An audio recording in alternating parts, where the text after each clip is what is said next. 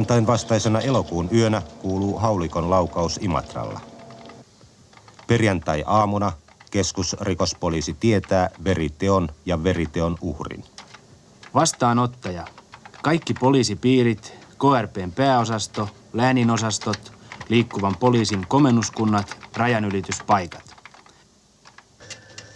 Jutun tutkijat saavat tietää, että Äänekoskelta on varastettu haulikko.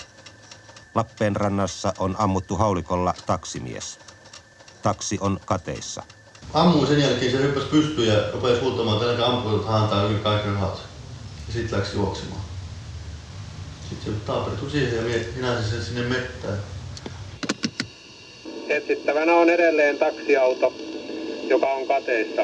Tavattaessa edellä mainittu auto, Risto Lauri Kalle, 780. Ja autossa olleet pidätettävä ovat asestautuneet haulikolla ja vaarallisia, joten ottakaapa tämmöinen huomioon. Taksi löytyy Porvoon moottoritieltä. Tutkijat ilmoittavat. Auto äärimmäisen tärkeä, ei saa siirtää eikä koskea. Sormenjälkimiehet saapuvat paikalle ja siirtävät auton Helsinkiin tutkittavaksi. Alkaa hidas, kärsivällinen jälkien etsintä. Jopa yksittäiset kuidut ja karvat kerätään laboratoriotutkimuksia varten. Samoin roskat matosta ja lattialta.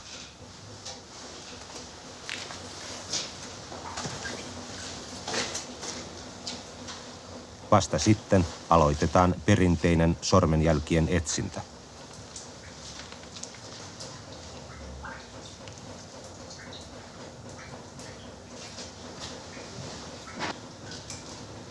Kahdeksan tuntia auton löytymisen jälkeen tunnistetaan ensimmäinen sormenjälki.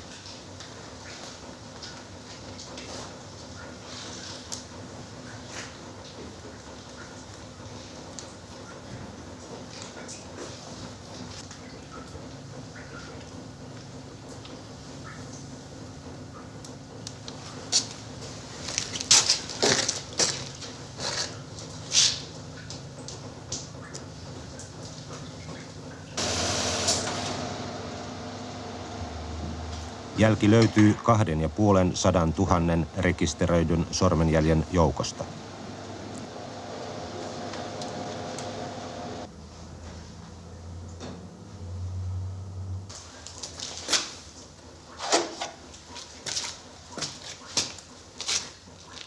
Pian selviää, että autossa on ollut toinenkin poliisin tuntema henkilö. Äänekoskelta anastettu haulikko liitetään taksisurmaan. Varkaus liittyy murhaan.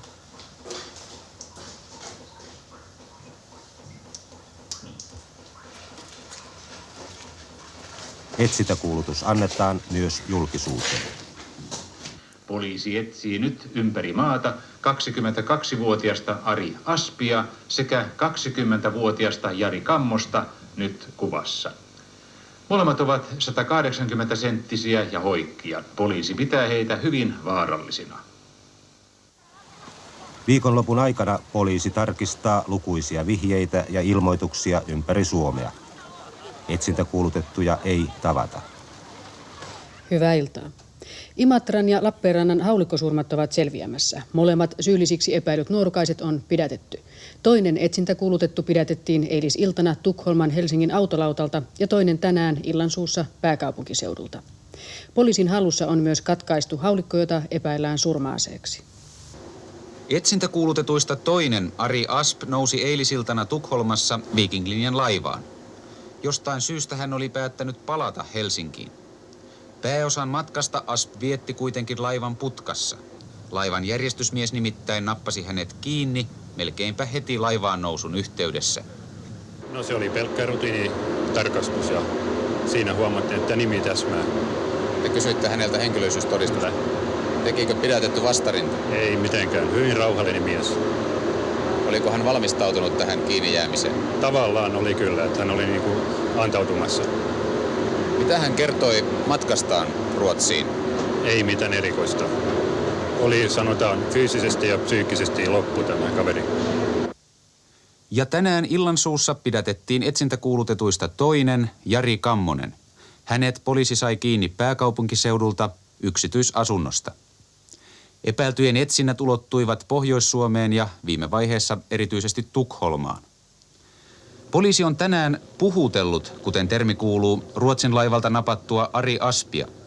Pidätetty ei ole varsinaisesti tunnustanut surmantöitä. Poliisin tiedotteen mukaan kuitenkin surmatyön tilannekuva on selkiytymässä ja varmistumassa.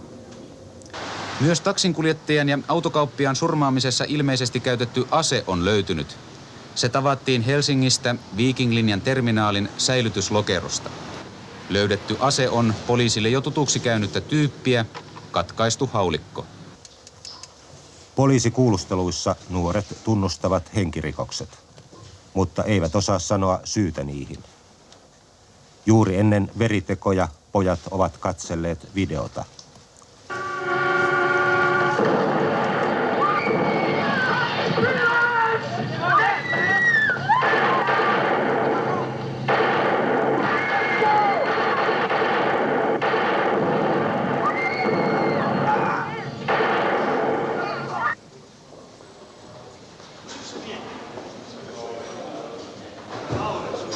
Imatran kihlakunnan oikeudessa luettiin tänään tuomiot viime vuoden elokuussa Imatralla ja Lappeenrannassa tehdyistä haulikkosurmista.